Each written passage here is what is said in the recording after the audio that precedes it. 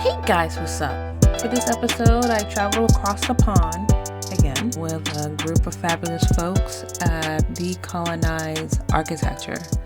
Met them on IG, had a couple of conversations, and I was like, would you be interested in coming on my podcast? And they agreed graciously. This was a mind-opening conversation for me. I never know where these conversations would lead when I first talk to people. Even when I know them, we go on this journey together. Talking to these group of individuals made me realize how tainted my views are and how deep-rooted it is. Talking to people overseas, their perspectives and their experiences are just different. And, of course they are, right? That makes sense. But when you're in this world, you're in a bubble, essentially. When you were born, you grow up, the people around you, that becomes your life, that becomes your family. You interact with strangers by going to school, by participating in sports. Your worldview widens as you get older, obviously. Or by choice, because sometimes people don't do that. Sometimes people know and stick and, but when I do this comparison, right, my perspective, my view versus specifically the ones that I've talked to that lived in Great Britain, who've traveled, who go to different countries, I noticed how racism and microaggression and misogyny and all these things that come at me tainted my... I keep saying the word tainted. Maybe tainted is not the word. It has granted me the inability to focus. I'm hypersensitive when I speak to white men. And I am hypersensitive to what's going on in my environment. And it's prohibiting me from being the architect that I want to be, because I'm consumed by something else. Talking to these individuals, it made me realize my experiences has ultimately prevented me from being a great architect. And that's difficult for me to say because I think I'm strong, right? I think I'm a superwoman. I could take that bullet, but I'm not. And it's sobering. It really is sobering. Because I'm sitting here and I'm editing, I'm listening, I'm going back to the conversation, and I really wish you shouldn't regret. It is what it is, right? I can't go back. I can't change time. I can only move forward and open my mind and my eyes. And yeah, that's all I can do. I'm looking at my notes and I noted the word disease. And I think that I caught a disease. I've lost my focus. I don't know if I even had it. Or maybe, I don't think lost is the appropriate word. I think the appropriate word is clouded, maybe? I think clouded is a better word. Because I didn't feel like I lost anything. I didn't gain it. I never had it in the first place. I've been trying to balance, my reality versus the reality that I want. And then, also with this group, one other thing that I really commend them, and, a couple of other people that I've talked to previously, like Primavera Arc is another example of how alumni gets together and try to make their university better. That they love and enjoy their university so much that as alum, they want to help the students who are currently there and really understand the importance of education, especially in this field. And I commend both of them, as well as the others that I've talked to who go back to their universities and try to make it better. Because I'm like, well, screw that. Like, I'm bitter at the last university that I graduated, to be honest with you. And the energy that it would take for me to go back there and try to improve it is difficult for me, to be quite honest. And it's my attitude. Like it's part of that disease I was referencing to. It's part of that ill feeling that I have that seeded in me a long time ago. I don't want to be that way anymore. Because it really is affecting my architecture. It's affecting my abilities to truly be open-minded so that ultimately I could design and just be a better professional, be better in this industry. So I thank you. Thank Tanya, Mohit, Jasmine, and Harsha. If I mess up your names, I apologize. I'm really bad with names. And shout out to the other two that couldn't make it that I can't remember your names. But we pay homage to them. Thank you all of them for giving me this perspective and helping me. Actually, you guys really helped me. So I thank you. And I hope you enjoyed the conversation. Oh, wait, one more thing. Oh, shoot, I forgot. Okay, I got some great news. Sorry about that. Yeah, so I received a grant. Here's my sound effect of me wailing the paper. So I applied to this grant from the Black and Brown Podcast Collective. I'll read what they wrote me. So, dear Melissa, first, we'd like to thank you for sharing the experiences of and for Black women through your podcast. And it is with great pleasure to give you this micro grant in a form of a gift in support of your podcast. While we understand that this gift isn't enough to support all of what you do, we hope it can somehow support your podcast. It is our wish that you continue to tell and share the stories and experiences of Black women, and we will continue to work hard to gather as many resources as we can to support as many Black women podcasters as we can, so that we can share your podcast and your work with our partners and support. Please ensure that your profile is up on the Black and Brown Podcast Collective site. It will be awesome if you can briefly record yourself saying thank you to the Black and Brown Podcast Collective and state the name of your podcast. Architecture is Political. Please send us a copy of your recording. Until next time. So, thank you. This was a pleasant surprise. So once again, thank you to the Black and Brown Collective, and Arcus Poly also thanks you. Architecture is Political also thanks you for this. So I applied for last year. It was a couple of grants, just small little grants. I think it was 3, maybe 4 I applied. This is my very first one. So thank you. And it was great to receive it, and hopefully I'll get more and make this podcast grow. Again, thank you for my supporters, especially those who have donated and continue to support me through Glow. You may ask, Melissa, what do you do with this money? So software, mainly, this is where it goes to. The upfront initial cost of, buying a mic, and I took a course, I think. Yeah, I paid for a course to learn more about podcasting. I didn't want to, but I ended up doing it. And I want to be able to do more programming and events and support other podcasters, either giving my time or donating to them. So it's a circle, definitely. So this is what I do, and just be that voice. So again, thank you to Black and Brown Podcast Collective. Thank you for all of the supporters out there who've continued to champion this podcast. So I hope you enjoy this episode. Thanks. I'm going to start off with your names, where you're from, and why the University of Bath. Students first. Okay. Hi, I'm TANYARADZWA CHIGANZE, or otherwise known as Tanya, and I'm a third-year undergraduate at the University of Bath studying architecture. Pronounce your name again? You said it so fast.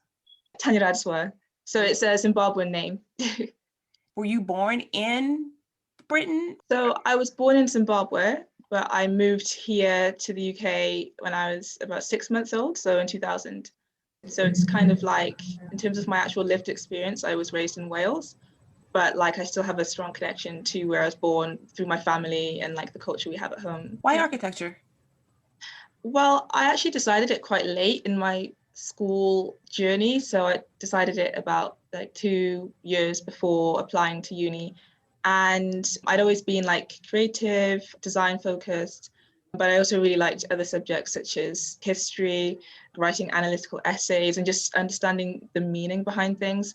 So at first it started out as architecture being a good mixture of those. But then the more I looked into it, the more I realized it's like, I find it as the art of caring for people and understanding what drives people, what makes people comfortable, and then designing to accommodate that. And that really appealed to me. And then even during my degree, like the more I learn about it, the more I feel like it fits into that. So as soon as I realized that was kind of what it would be to study architecture, I kind of, yeah, it was a definite choice for me. And why the University of Bath? At first, I actually wasn't going to apply. I found it like really high up and quite intimidating. Just, yeah, high ranking it is. But I would say it's definitely an ambitious university, and it definitely appealed to be a place where I could learn how to build in the real world, build and consider context and know like the practical background to that. So the idea of like being trained on placement as well during my studies really appealed to me, because it felt like I'd actually quite early on be knowing what it's like to practice as an architect, compared to the idea of it being purely theory. That's what made Bath stand out to me. My name is Mohit Butch. I graduated from the University of Bath over in the summer, and I'm currently doing my placement, my year out in Birmingham, which is central England. It's in the West Midlands. And my background, I was born in India and I moved to the UK when I was 6. And I've been here ever since, apart from a 3-year stint when I was in Oman in the Middle East. And architecture, for me, I think I realized that going at the start of my A-level, so my final 2 years at school, and fine art has been a massive part of my life since as long as I can remember. And I've always been very into maths and science. So this felt like the perfect fusion of the two. And when I was applying to Bath, I didn't understand it completely. I just knew that it was a very good course. But now in hindsight, I think it's been a very good course because we have engineering modules.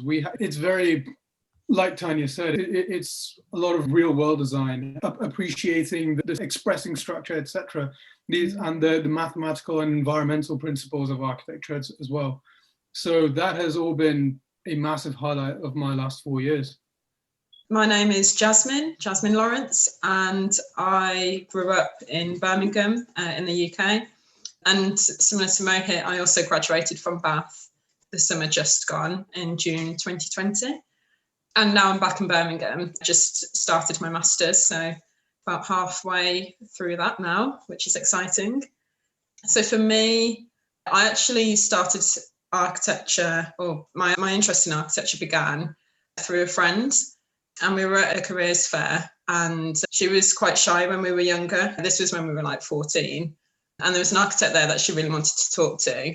So I went along with her just to kind of help her ask him some questions and whatnot. And I remember him showing us this project that he'd been working on for a care home in a village. And rather than just designing a standalone building within, it was like this row of terrace houses within a street, it was, the building was designed to look like lots of different buildings put together to fit within the kind of context of the street elevation. And I've always been really into puzzles and things which are creative but quite logical at the same time. And I just remember thinking that it was such a clever and unexpected solution for something which could have been quite simple and could have been quite boring as well. And then since then, yeah, I've just really been fascinated by the kind of impact of architecture from, you know, you can look at things at a really minute scale with one-to-one details, for example, and then you can zoom out all the way to look at the urban impacts, the global impacts, and it really does have a knock-on effect. And I think that's something which I've always been fascinated by. My name is Harsha Gori. As for where I'm from, it's a little bit complex. I was born in India. I grew up in Singapore and in Vienna, and I moved back to India as a kid, but I currently live in Switzerland.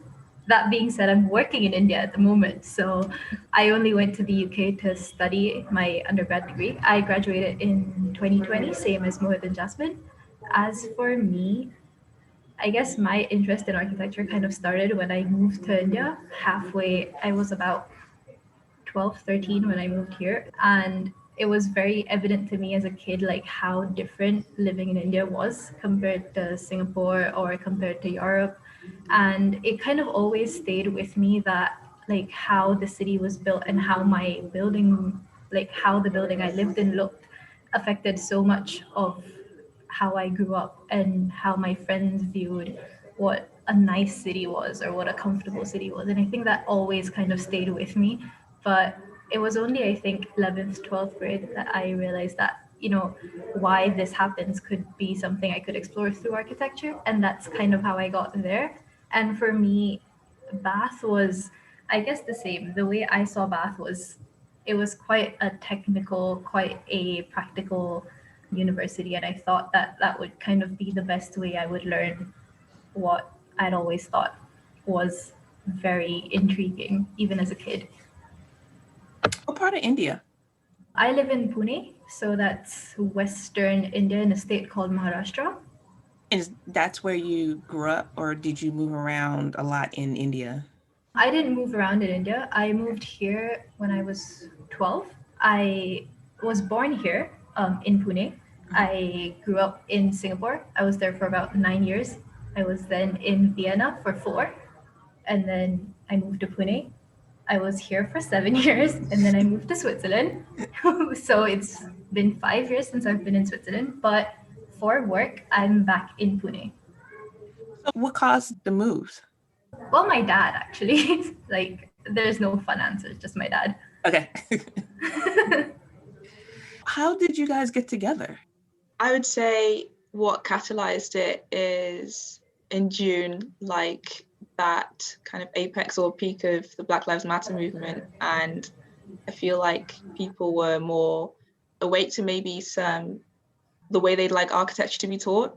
So at first it was myself and 4 other second years who were just in a small WhatsApp group chat discussing what they'd like to see in the curriculum and things like that.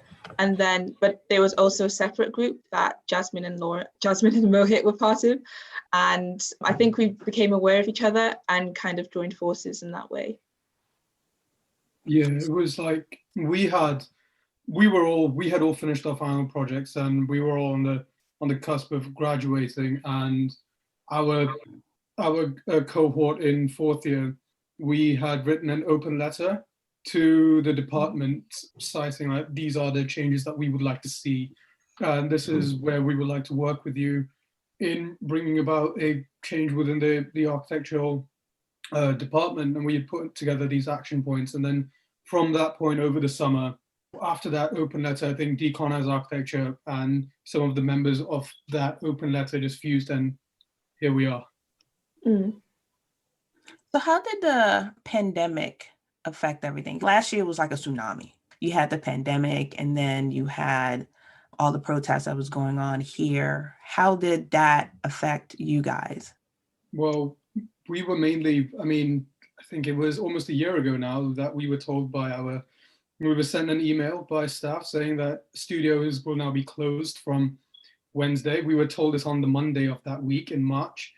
So everyone packed up. It was a very, very anticlimactic end. And then we all finished our projects at home. We just cleared out. It was a new studio, and everyone just cleared out in the span of 24 hours. And then just continued working from home from that point onwards.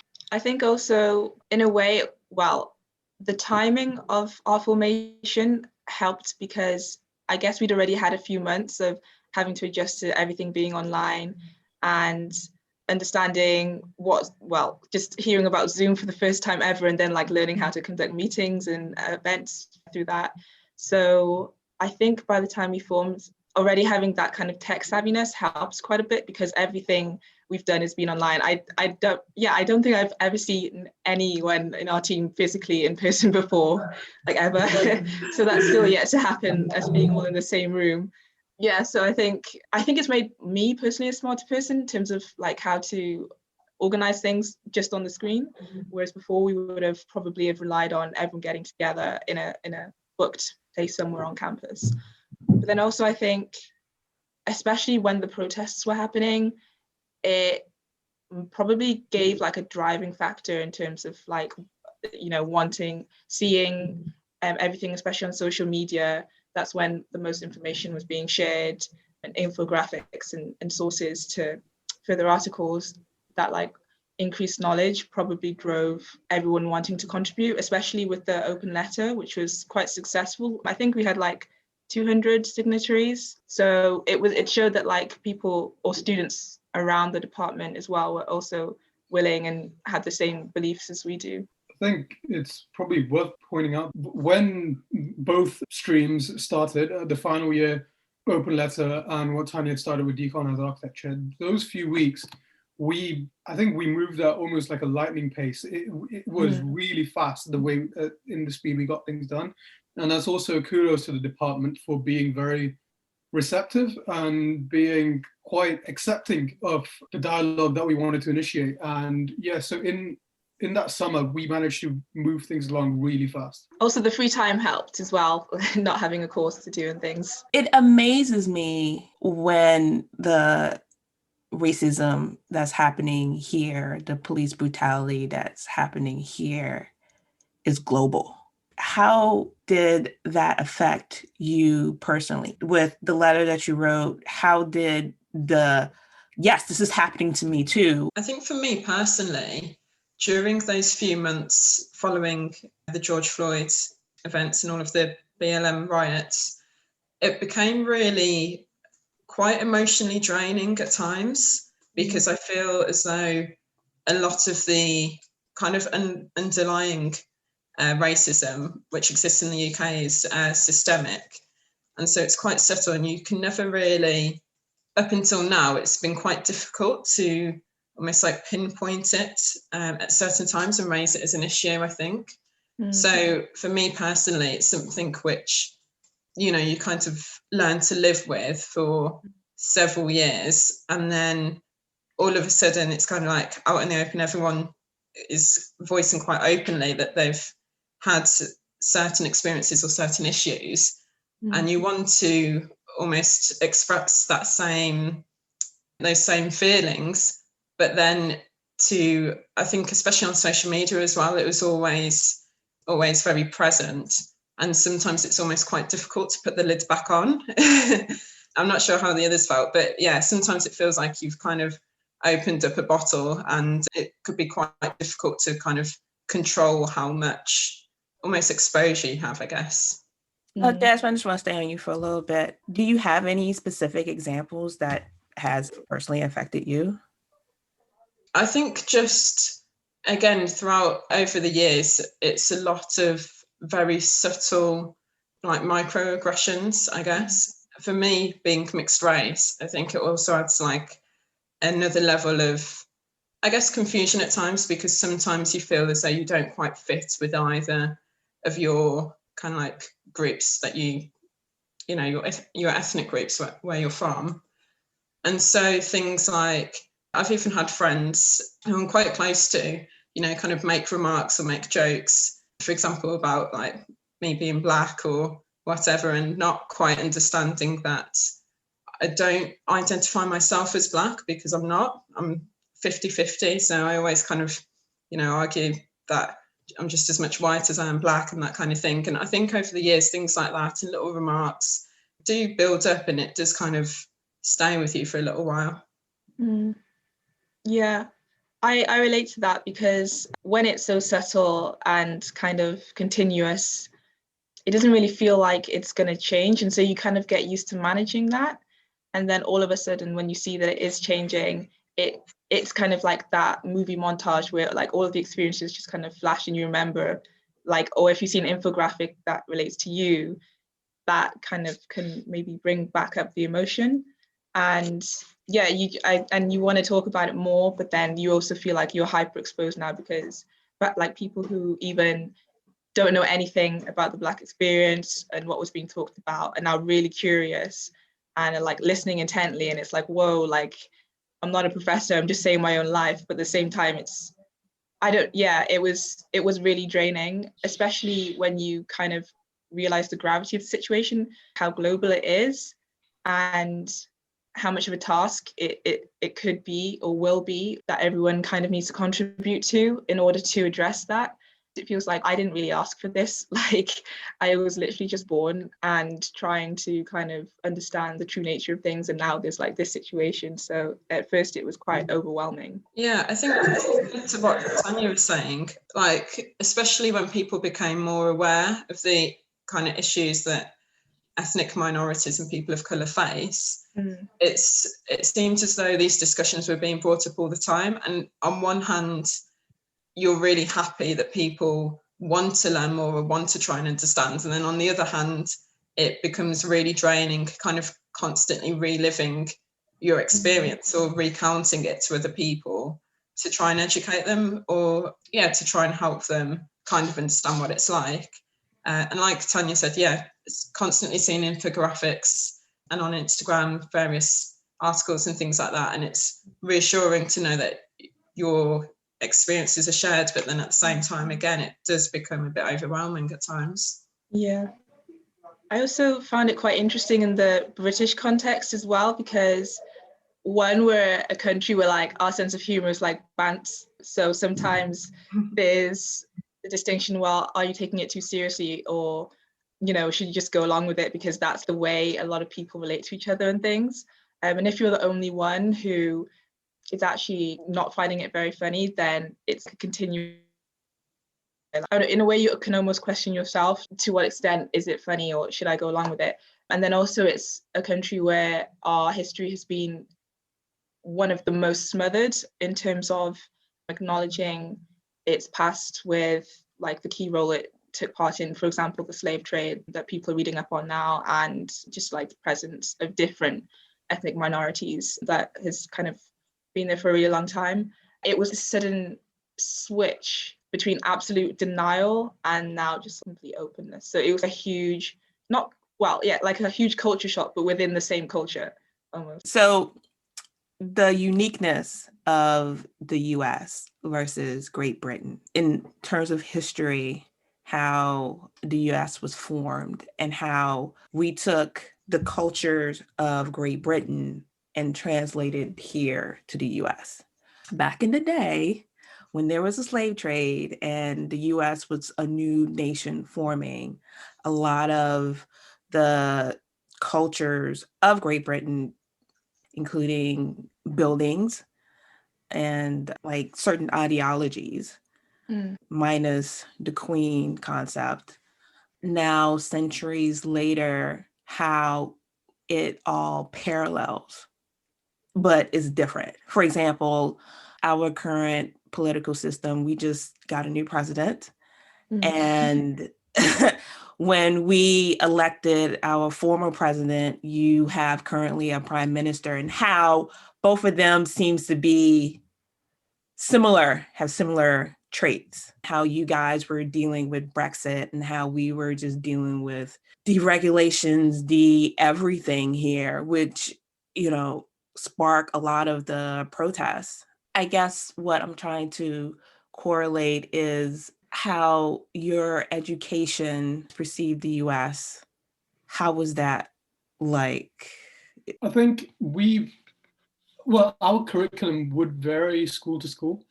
No two schools would teach exactly the same thing. It depends. So like education wise, it may not necessarily be the same. However, in my experience, in all the schools that I've gone to, everyone's more or less always been, to some extent, informed of the events going on in America, for whatever reason it may be.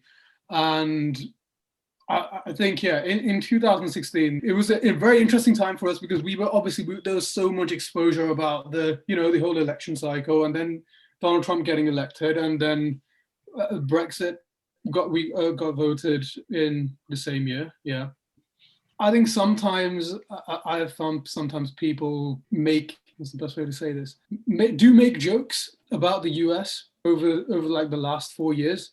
Like what Tanya said earlier, that humor is just a very big part of like a dry, sarcastic sense of humor is a very big part of of British culture. And I think there has been a lot of like self-deprecating humor as well as humor at the situation going on either side of the pond, so to speak. In comparison, like what Mohit said, it's interesting to hear like how no two schools are the same curriculum-wise, like within England, because it's also very different in Wales, like the way we're made up, because we're like England, Scotland, Wales, Northern Ireland all together, but we each have very different kind of agendas. So even though there was like a higher kind of concentration towards Welsh history, we also learned quite a bit about America.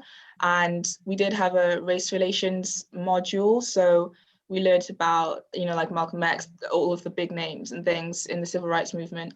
And it was kind of portrayed as like a terrible country in that module.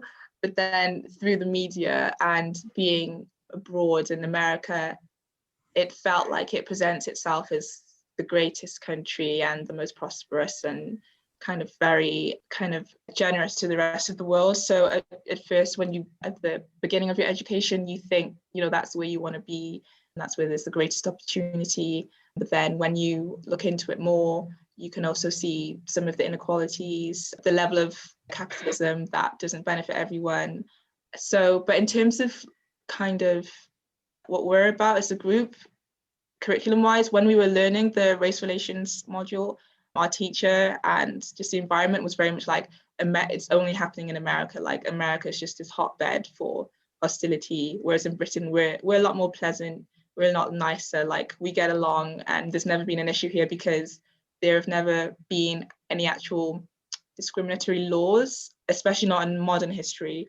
But it's sneaky because there were no actual laws, but there were no laws preventing it. So even though there was no like legal segregation in comparison to what we learned about in America, up until the 80s, there wasn't any race relations act. So for example, like white landlords could easily reject Black families, which they did until that act happened. So it was like, it's always been a lot more subtle.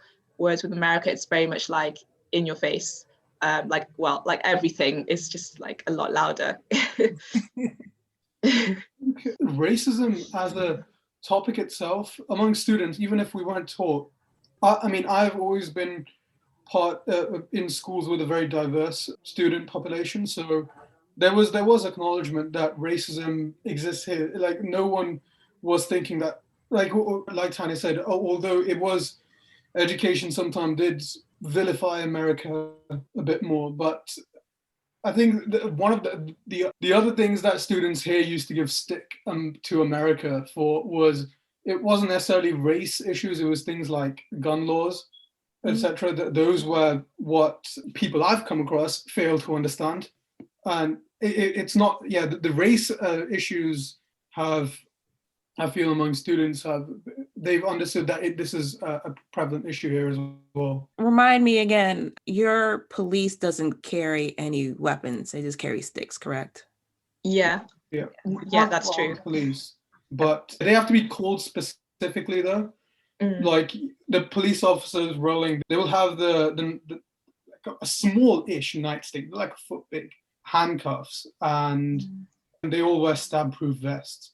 But no, they don't carry guns. I think that's quite good because I find it increases sensitivity to even just the sight of a gun, because we're not used to that kind of threat or suggestion of violence, and so it doesn't feel like it really fits whenever you see policemen with guns, even in like high profile situations, compared to when I visited America and it was literally just like a burger bar and the policeman had a gun and I was like, what? Like, why? So it just makes you think, what's the need for it to be there? And I think in comparison, overall, I don't know. I think that is one of the biggest criticisms the UK has over America, is the kind of use of or threat of violence. And we kind of question that a lot.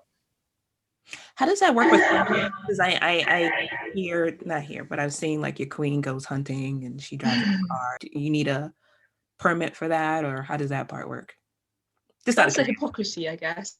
Yeah, I'm not sure how it works. I'm pretty sure, yeah, you need I mean, we cannot go out and buy firearms. Like they're not sold openly. They are. I mean, you are allowed to have firearm for hunting purposes, but I'm pretty sure you need to have a permit for that. And it is not. They are not very common in households. I think, yeah. I mean, one criticism of the UK can be that we have knife crime. Knife crime, especially in London, is really bad. Yeah. But personally, I feel out of the two, if you were put in a situation, would you rather take your chance with a knife than a gun? Then I would say a knife. I think it's definitely a lot harder to get hold of a gun here. Like for me personally, I wouldn't even know where to begin other than Googling it, which would probably draw up some red flags. Whereas I'm not sure whether in America, if you have like gun stores or like gun shows and things like that, whereas here it's, yeah, like practically impossible for just anyone to just go out and buy one, really. Yeah, here it varies by state, and it can also vary by county. So in Maryland, for example, the further out of a metropolitan city, the easier it is and more common it is to get a gun versus like DC banned. You're not allowed to have a gun unless you have a special permit. Virginia in itself is a happy gun-toting state. Another thing too I want to bring up is, I'm going to call it ethnic cleansing with white supremacy and how you have a surge because of the former president. And I want to do a parallel comparison where there it seems that it's more of an ethnic type of reasoning where, you don't belong here because you migrated here versus here it is based on the color of your skin, but it doesn't matter how you migrated here. Is that the whites were here first, even though technically they weren't here first. It was it makes no sense. But I thought that's an interesting parallel and maybe the birth of Brexit for you guys. How did that affect going to school or even in your day-to-day? Oh yeah, I mean, when I moved here, I had joined in year 2, so yeah, second grade, and it was for those first few years. It was that was the only time I've not like what we were talking about earlier. In the recent years, my experience with racism has been a lot more unconscious bias and the subtle things. But however, when I first moved here, in those first few years, it was very outright. It was because I had an Indian accent. I did not have this accent when I moved here. And yeah, the racism back then was very outright in school. And weirdly so, it was often by British Indians, so students of Indian origin, but they had been born and raised here. So that was always very confusing to me. But yeah, it was, I mean, the one term that I really hate, because I was called this it's a term called freshie, right? Which is the equivalent of fresh off the boat. That's basically what it is. And yeah, I was called that for this majority of my time in primary school. And then now looking back on it, it's very hard to understand. It's like, in my opinion, if there's someone who can, like, for example, speak multiple languages, has experience of multiple cultures, I think that's an inherent advantage. So I don't understand when people vilify that kind of an experience. And back then, how we had Nigel Farage over the last few years, and the UKIP movement that he'd been leading, back then it was EDL, which is the English Defence League. And they were also like very violent. No, I mean, not violent, but like they could be violent and anti-immigrant protests going down in the city and you were told like, don't go out today, there's an EDL march today, etc. Yeah, I think over time we've always had that strain of far right groups. Like before EDL, it was the BNP as well, led by Nick Griffin, and his main thing was you can immigrate here, but you'll never be British. Even if you're born here, you'll never be British.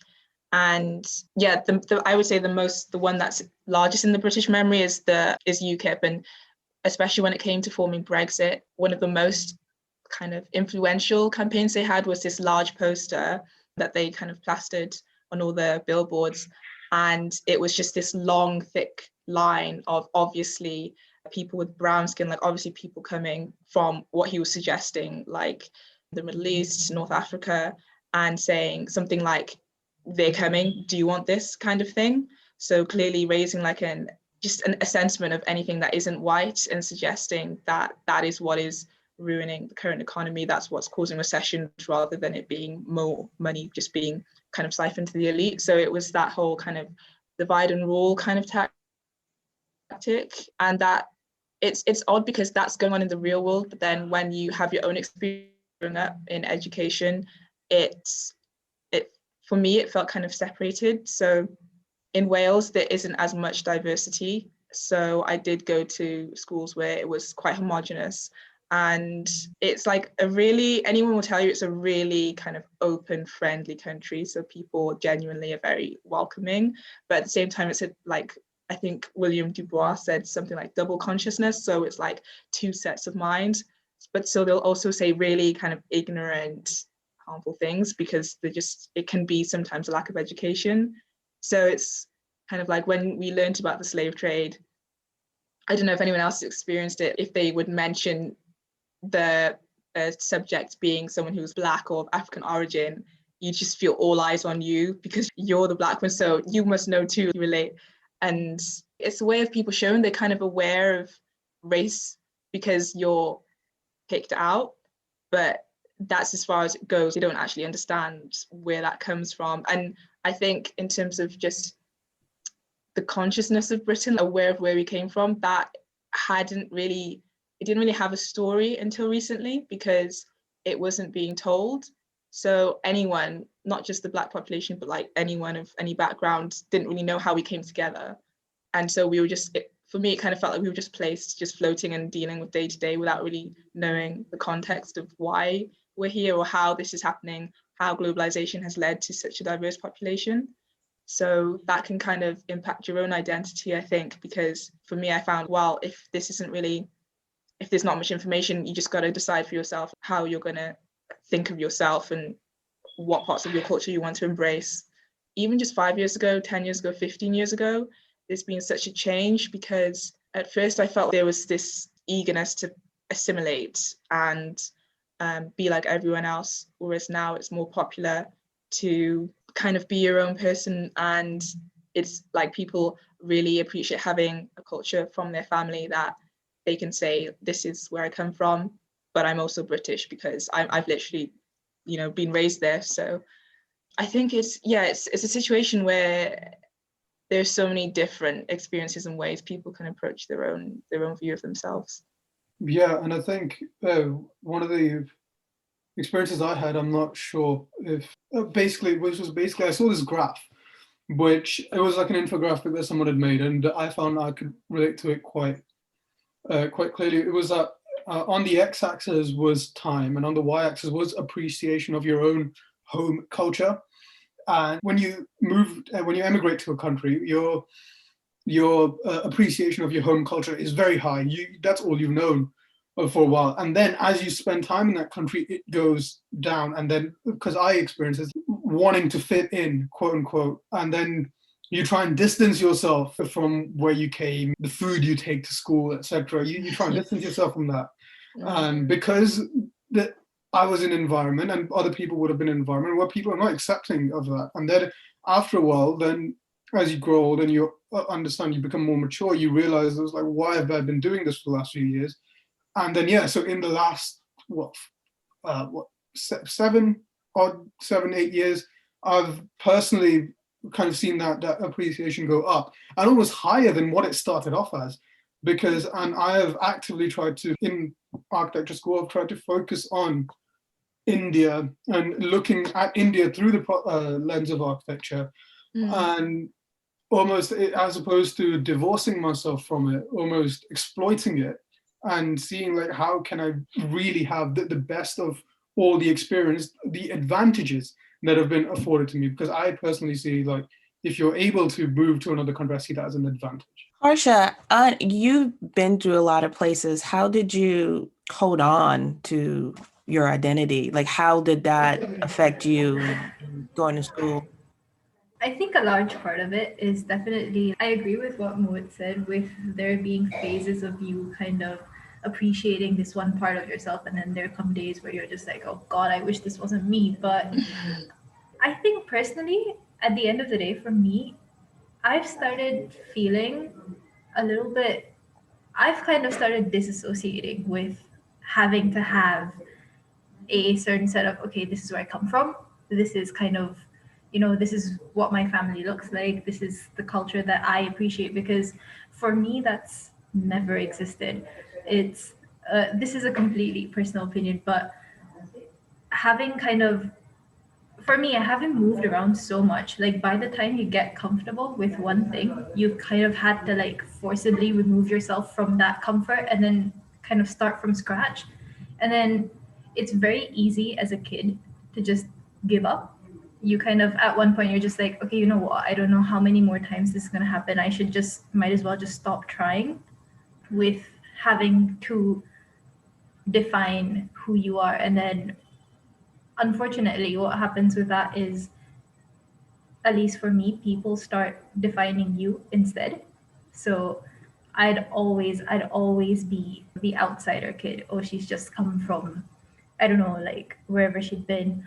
And I moved back to India quite late in my life. So unfortunately, I didn't speak my mother tongue until quite late.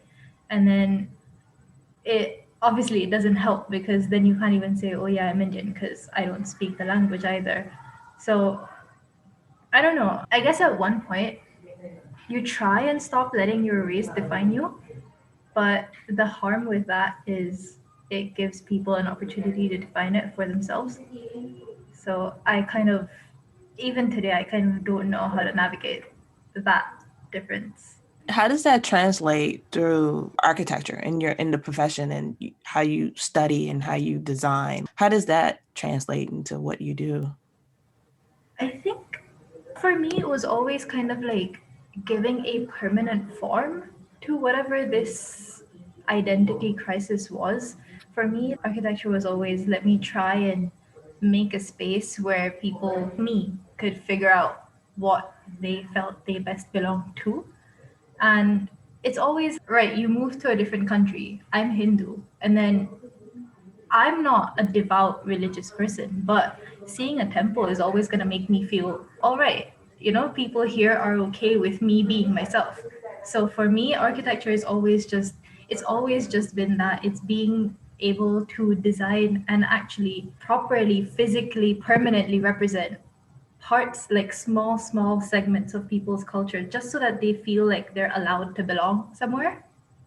So that's always what it's been for me, at least, like just being able to design spaces so that people know that it's okay to want to relate to that space, because it's been designed with them in mind. Decolonise Architecture, how did that name come about? So before we formed two groups, the name was the name of our second year group. And I guess we just wanted it to be simple and to the point, and just explain what we're aiming to do. And it came about, well, as seeing it as the solution to the problem in a really simple way, because what we're aiming to do is reverse the process architecture has gone through of it being very exclusive, and a result of not just the physical colonialism, but I would say educational, of the posts in education of being teachers being available to a select few middle class, usually white men. And so it's kind of just wanting to really simply explain that we're trying to balance out the power inequalities that we have currently within architecture and in multiple ways. That's interesting, because when I saw Decolonise Architecture IG page, I got super excited. And my interpretation of that was to get away from colonialism here. And what Trump was doing, like he performed an executive order to have all federal buildings to look a certain way, to look colonial. That in itself was a representation of the plantation owner and how it translates back to British style architecture. And how that kind of laid the foundation over here to eventually like to white supremacy.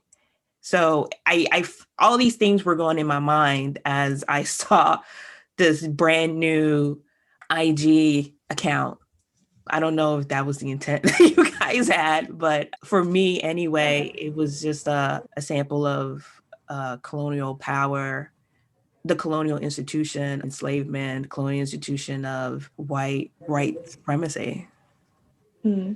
Over the last 6 months, whenever we've been talking, I think our approach has never been focused on the way we have interpreted Decolonize is tackling all the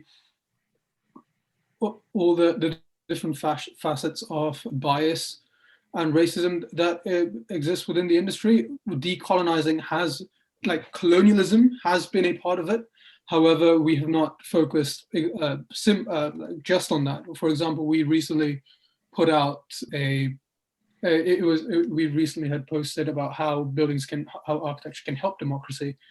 And one of the things that we've all been taught at school is that, design for your time, design back then, good or bad, the buildings that were designed 400, 500, however many years ago, they were a representation of their time. And they will be, so trying to copy them for today's environment, it can not be representative of what the culture, what thoughts and ideas are today.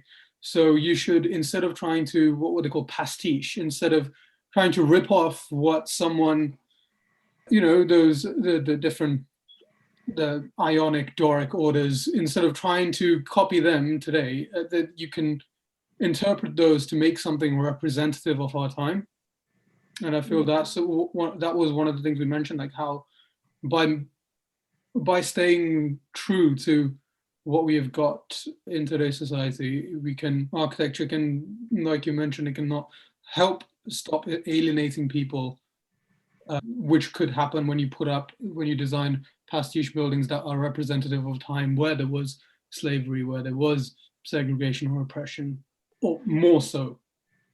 I think what's really kind of important about our group and our aims is that when we set out our action points document with essentially laying out our agenda, we divided the aims up into like time frame and scale, so things that could be achieved immediately, which were of a smaller scale. For example, providing the University of Bath with guidelines about avoiding subconscious bias in reviews for students, and then like longer term goals as well. So things like challenging the Royal Institute of British Architects, who set out the regulations for architectural education and things like that.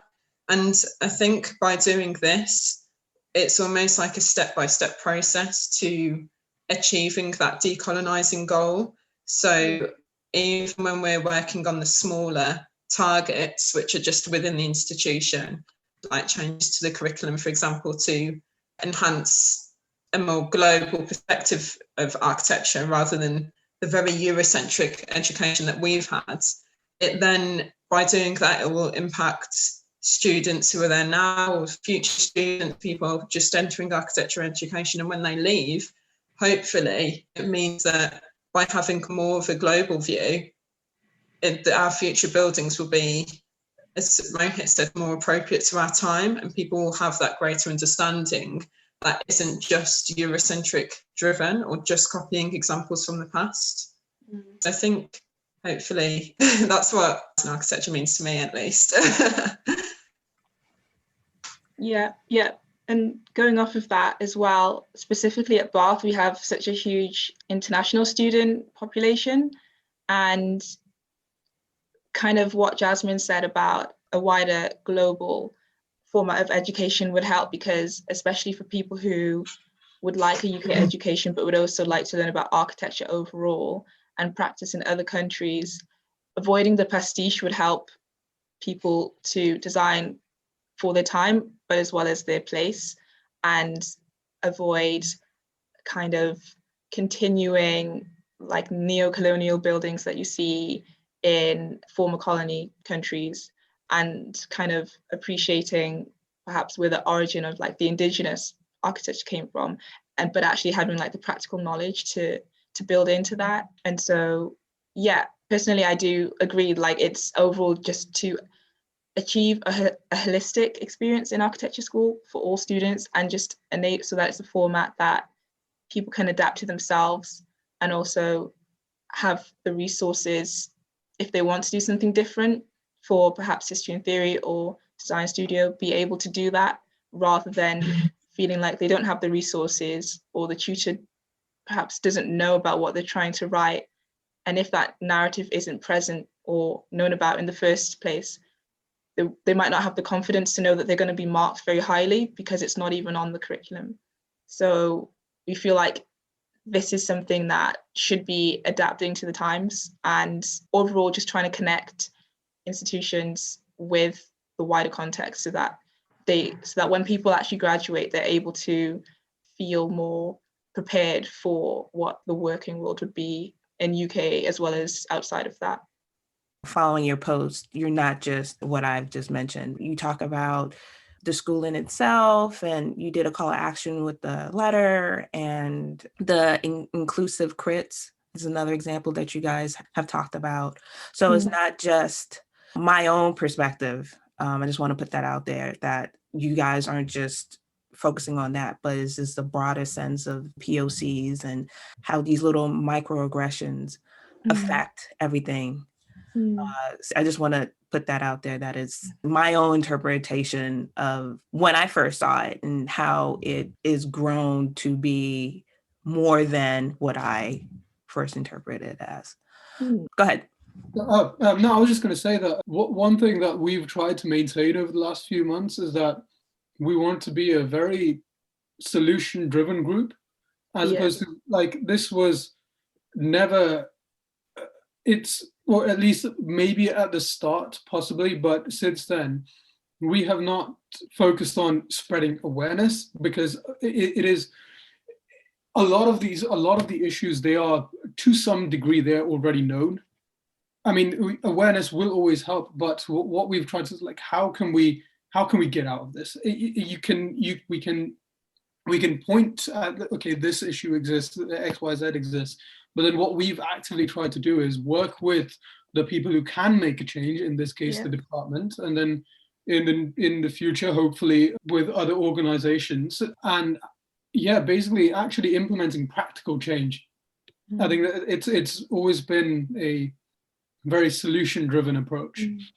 Yeah, I find that I agree with that, because what's important about us being a group as well is it's important to say there have been so many efforts by other students in the past to kind of address this, and reports, but because by the time you feel confident to actually challenge what you're learning, you're usually like in fourth year, and then you graduate and you're committed to a different company, and the effort is kind of left. And so by it being a group of both students and alumni, we're there to just kind of see it through the action points, as well as what Mohit said. We like to have solutions as well as mentioning what the problem is, so that something's actually done, and it's not just like a brief memory in the department.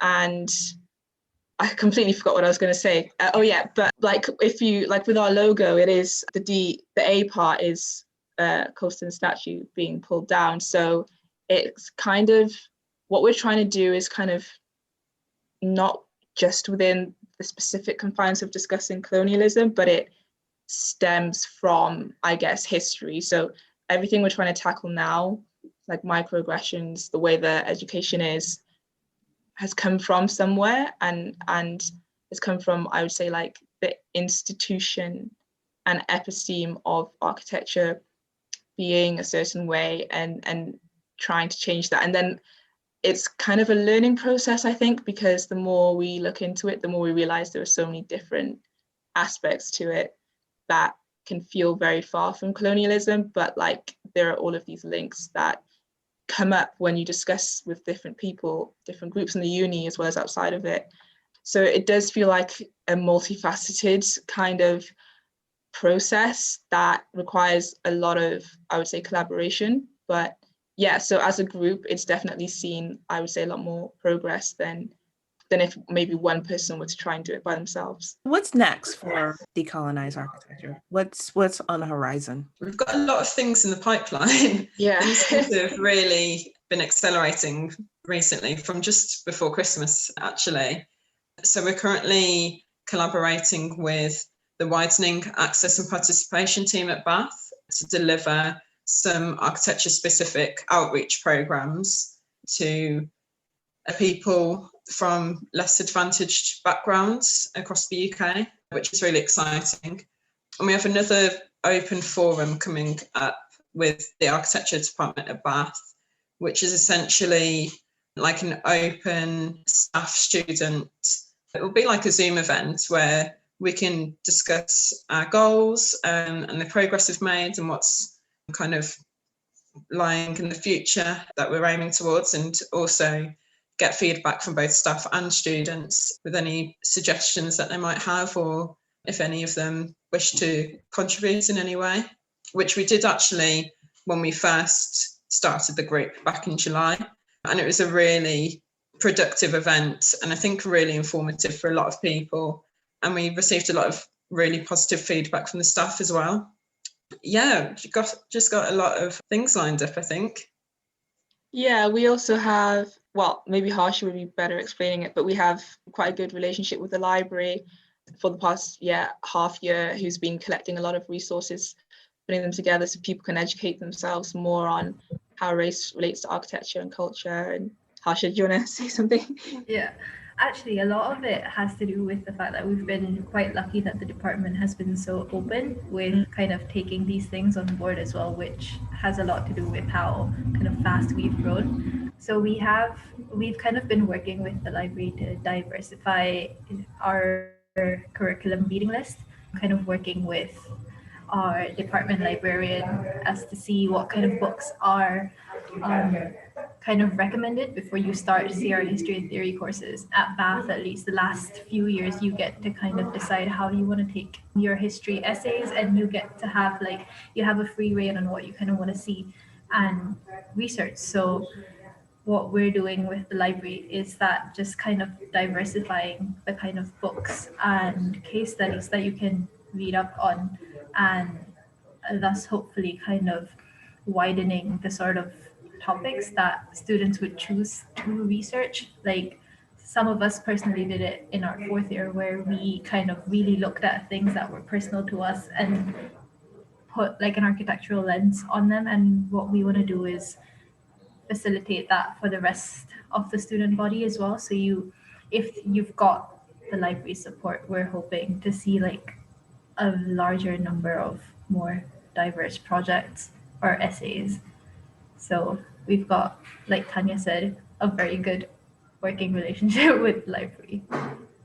And I think while we undertake all of these different, like the inclusive review, the action points, whatever we talk about with the staff, what we always strive to do is make that accessible to the general public. So what we do is we take whatever progress we might have made and all those documents that we've created, we distill it down, and then we constantly put them on our social media feed so that people who went there in that meeting, people around the world can take a look at the structure, the skeleton of what it is that we put together, and then they can have a starting point to maybe implementing that in whatever institution they might be at.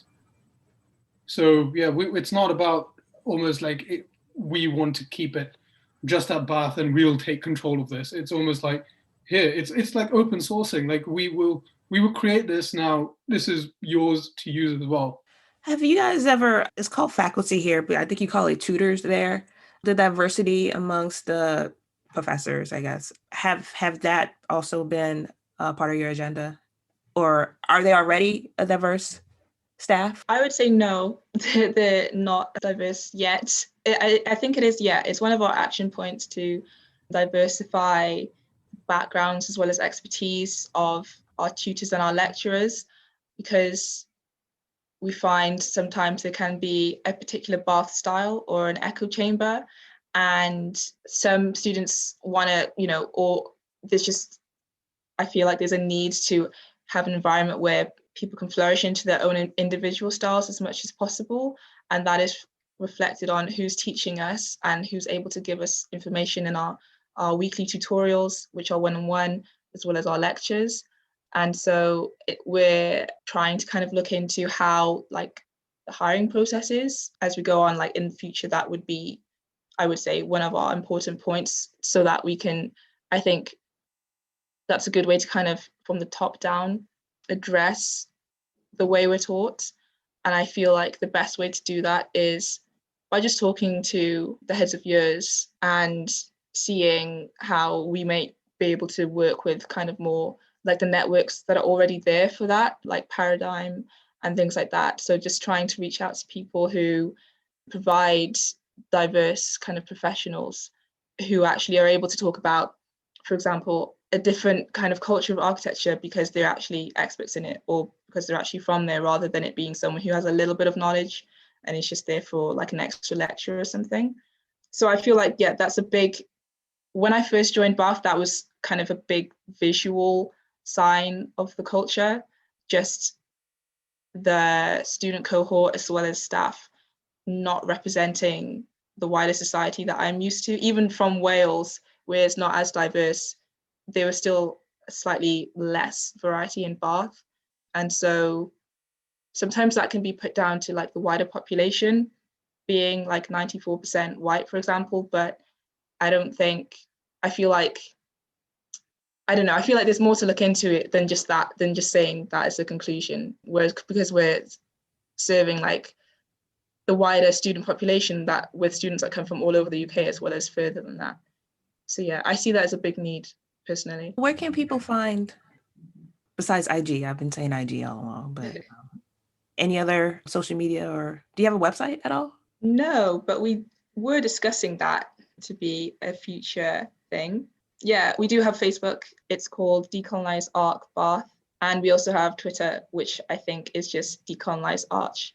So yeah, we have Instagram, I think has been receiving the most attention, but we also kind of post more text-based posts on Facebook and Twitter. And LinkedIn as well. Oh yeah, LinkedIn. Yeah, and LinkedIn is, we mainly use that for, like the text-based documents, etc. However, Instagram is currently Decolonise Architecture. Any last words? Just thank you for having us. It's been a lovely chat. I do, but they're quite big. I was wondering, how did you come to start your podcast, Architecture is Political? Oh, long story short, I grew up in, I think you would call it, I'm trying to translate it, but I'm not going to translate it. I think you guys will figure it out. I grew up in the projects, and that's the reason why I wanted to become an architect, is that I felt like no one should live in the conditions that I lived in. And going through architecture school was extremely difficult for me.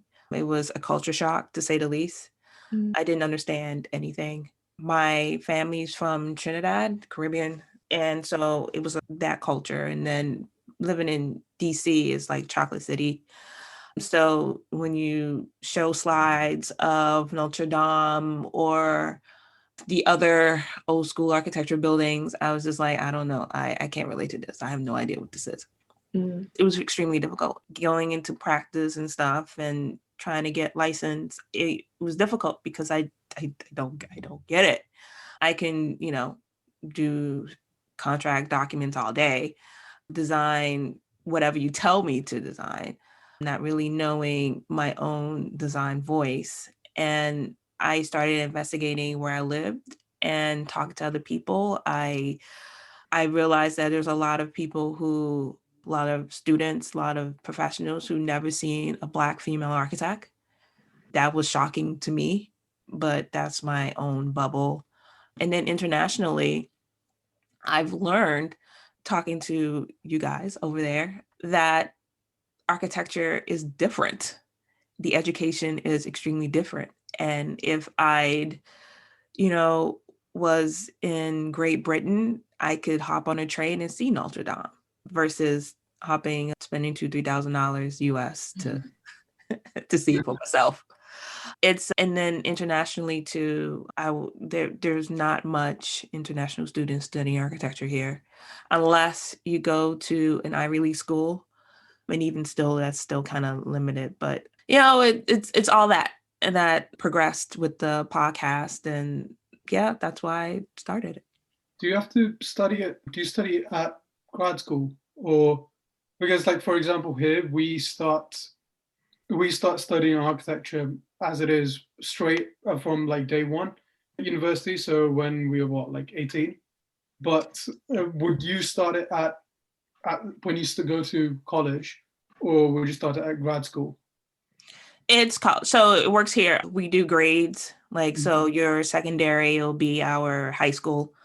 The curriculum, you get a bachelor's of architecture or a bachelor of science major in architecture, and that's 4 years. So, the first 2 years is foundation, sketching, model making, all that good stuff. And depending on the curriculum of the university, it really varies after the 2-year mark, whether you go for 5 years, which you get your bachelor's of architecture, or your 4 years, which you get a Bachelor of Science in Architecture. And then if you get the 4-year and you want to continue on, that's when you go and get your master's and that's the extra 3 years. Or if you choose to get your master's after your 5-year, then there's like an extra year, maybe 2 years, depending on the school. So you're looking at 5 to 7 years of education. In between that, you're not required to do practice like how you guys have it. It's either after you graduate or find an internship during the summer or something, but it's not required per se, depending on the university. Some universities require that. Some universities, like, you can do whatever you want during the summer. Yeah, here in our qualification pathway, you can start I think you need 1 year of experience after each. It's split into 3 stages. You've got part 1, which is your undergrad, part 2, which is your postgrad, and then you have to sit a part 3 exam after studying for, I think, a year. And yeah, you need to have 1 year in practice before starting each one. Like, that was the good thing about Bath, was that in our 2nd and 3rd year, it's split into 2 semesters, and the 2nd semester we have to do in placement. So our whole course is 4 years long, but by the time we finish, you could have had, I think, maximum, if you work for the entirety of the semester, you could have had 16 months of experience as soon as you graduate. And then you can go straight into your master's, and from that point onwards. Has it been difficult finding a job? I would say the pandemic last year made it quite difficult because firms didn't really know what to do. But most recently, as a 3rd year, so our structure in Bath is like we integrate the placement. I think a lot of people were eager to start applying a lot earlier and stuff. So, and especially, I guess, having the University of Bath name might help as well. So for me, it's been in the middle. I would say it's been like a moderate level of difficulty, whereas last year it was quite hard. Yeah, it's been both years. It's been completely different. Like, for example, in my 2nd year placement, we finished at the end of January, and it took me till May to find a placement. And my 3rd year one, I was in placement in 2 weeks. So there's no set, you will have to wait this long. Some people start the next Monday. And so it can vary a lot. Yeah. Jasmine, how about you? I've been quite fortunate this year because I've just started my master's, so I haven't had to apply to any jobs. But yeah, funnily enough, me and Mohit were in the same cohort at university, but I actually found that it was easier in second year to get a job than third year. But again, I think that's just look of the draw, really. But I think partially it might be because in second year, my placement was in Birmingham, and I did know the firm quite well. I did like work experience there when I was like 16. And I managed to get a job, I think, within a couple of weeks of like applying. But then in third year, I was trying to get a job in London for my placement with like no prior contacts or anything kind of in that area in the industry. And I think I've sent out maybe over 30 applications, visited maybe between 6 and 10 firms like in person to hand in my portfolio kind of by hand.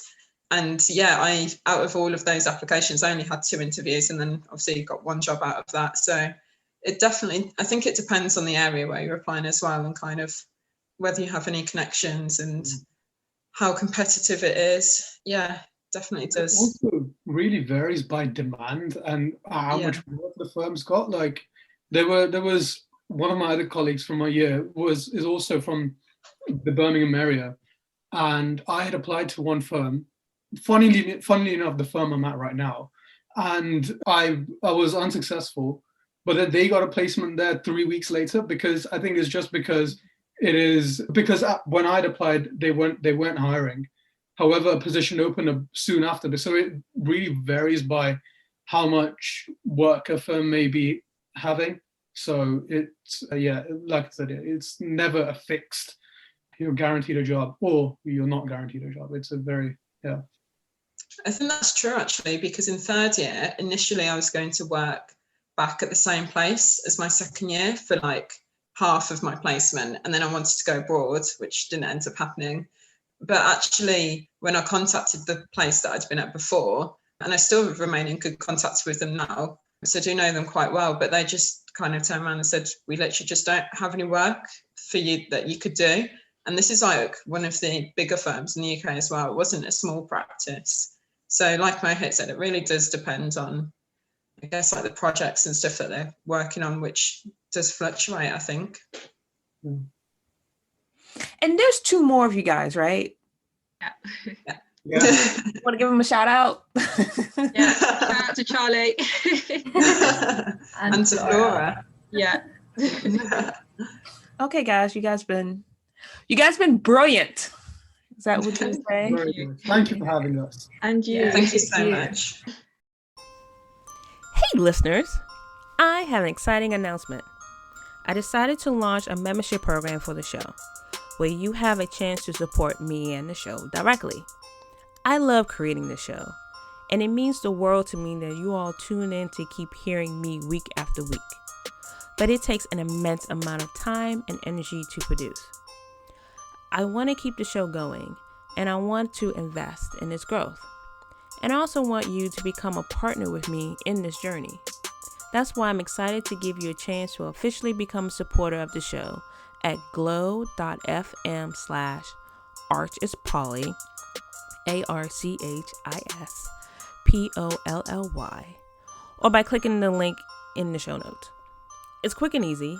It takes less than 30 seconds and just takes clicking a link in the show notes and using Apple or Google Pay. You don't have to create any new logins, and you can contribute as much or as little as you like. If this show is part of your day or week and you like what I'm doing, then visit glow.fm/archispolly, all one word, and support me and the show in any way you can today.